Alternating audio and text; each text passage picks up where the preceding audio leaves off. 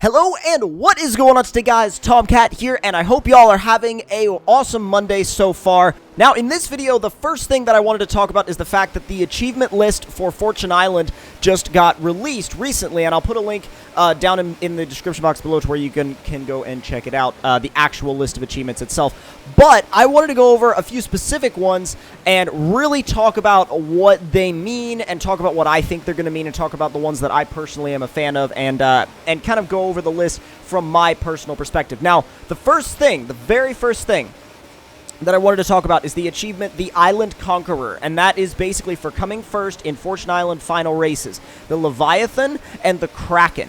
Now, these two, obviously, they've got those sort of, basically monster names that relate to large Forza races, and large Forza races that are created by the developers themselves. Now, this means that Fortune Island is going to have its own Goliath race, basically. Now, I don't know which one's going to be bigger, the Leviathan or the Kraken, but we'll definitely be waiting patiently or impatiently to see which one is which. Now, I'm curious as to how they're going to pull off two large races, because if you think the island, the map for this, it's not necessarily going to be massive, especially in comparison to the mainland map. So with that being said, I'm very curious to see what they do with these, like, quote-unquote large races, depending on how much space that they have to work with, because either they're going to be long because they have a lot of tight, intricate sections, you know, and they wind through different areas over and over again, or they're going to be just not as long as mainland races. And I don't think they're going to be as long as mainland races anyway, but I do think that while Fortune Island may not have as much real estate as the main map, it's definitely got, like, the road density is going to be crazy. When you think about how many roads are packed into that tight little environment, there's so many that I think that we're going to have a lot to play with and a lot to work with, especially you route creator people. You route creator people are going to be able to go nuts, absolutely nuts on Fortune Island, I believe, because there's so many roads at your disposal to do so many crazy things that I think the route creator people are going to just have a blast with Fortune Island, and I think they're going to go crazy, especially, like, just the whole community that's centered around the user-created routes, I think, is going to absolutely go bonkers for Fortune Island, and I think it's going to play out really well for those people. Now, another one that's... Now, keep in mind, this list also has some achievements that are very generic, like, for example, Welcome to Fortune Island, which is for setting up the Horizon Festival at Fortune Island, which I assume would be for basically completing the first race. There's Find and Smash Your First Treasure Chest, Find and Smash 5 treasure chests, and then Find and Smash all 10 treasure chests. So that confirms our number. We have 10 treasure chests on the island. Then there's Paved with Gold, which is for driving every road on the island. Then there's Fortune for All, which is interesting, which is complete round 3 of a Forzathon live event on Fortune Island. So basically, if you stay in a Forzathon live event to the very end, boom, you get it, no big deal.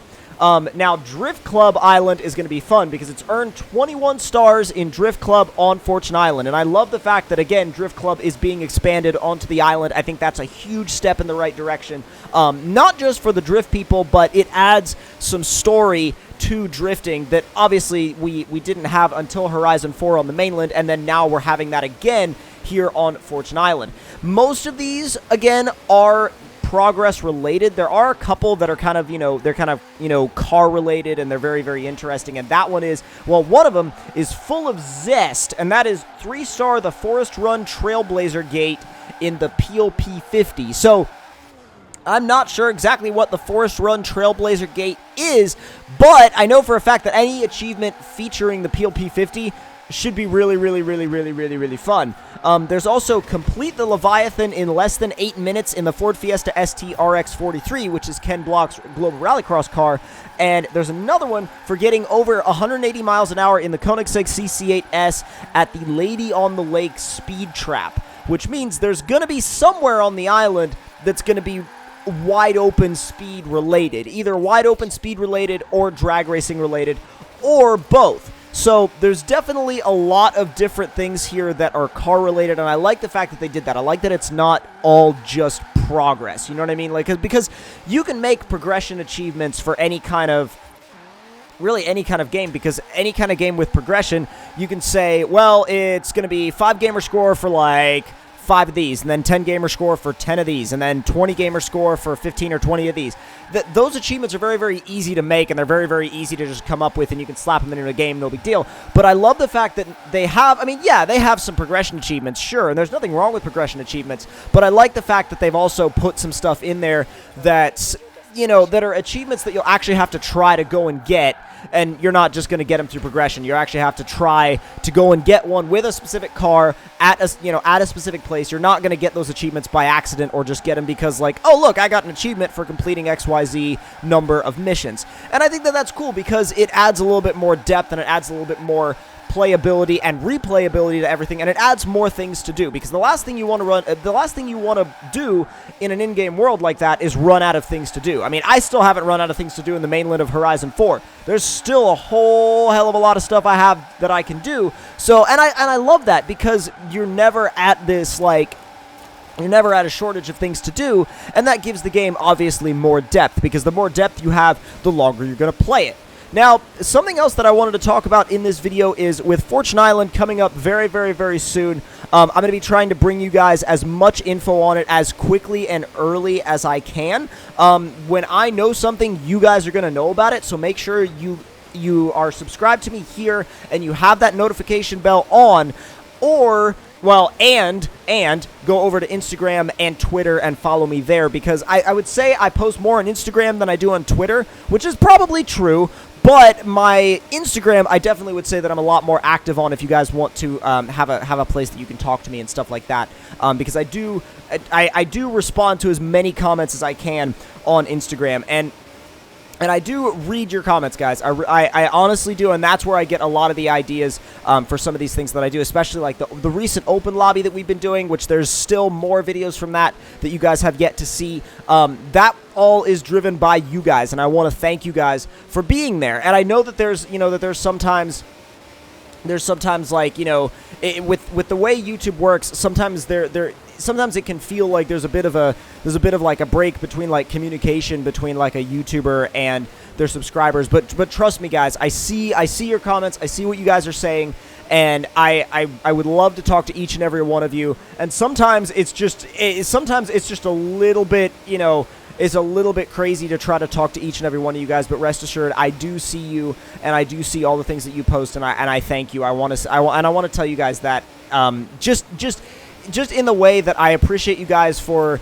commenting. I appreciate you guys for watching. I really, really do. And, you know, not for any special occasion or special number or whatever, but which I do appreciate those special occasions and special numbers, but I want to let you guys know that I appreciate you guys outside of just, you know, number milestones and things like that. I really do appreciate each and every one of you guys for being here and for leaving your feedback and for watching the videos and for liking the videos. And, you know, even if it is feedback that might be, you know, like considered even like, you know, constructive criticism, like I appreciate any and all feedback that you guys have. I really, really do. And I just wanted to let you guys know that outside of any kind of, you know, I wanted to let you guys know that outside of a video that was like milestone related, because I want you guys to know that you're a lot more than just milestones to me. So anyways, back into the video at hand.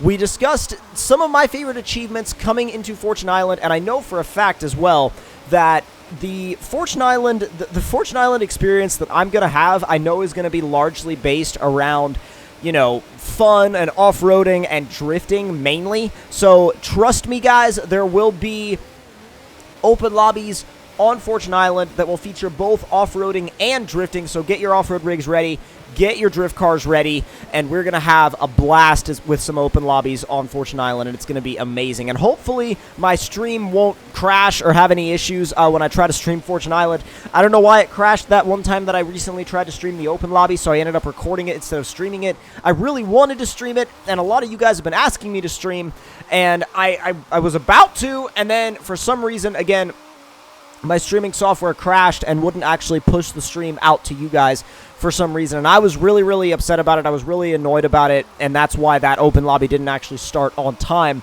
was because I was trying to get the stream to work, and the stream just wouldn't push out to YouTube for whatever reason, and I was very, very frustrated with it, and hopefully we can fix it and have it working better next time. But again, hope y'all did enjoy this video. If you did, make sure you click that like button. Tell me in the comment section down below what you guys thought of it, and if you're new to the channel, make sure you subscribe for more, and I'll see y'all next time. Talk to you guys later.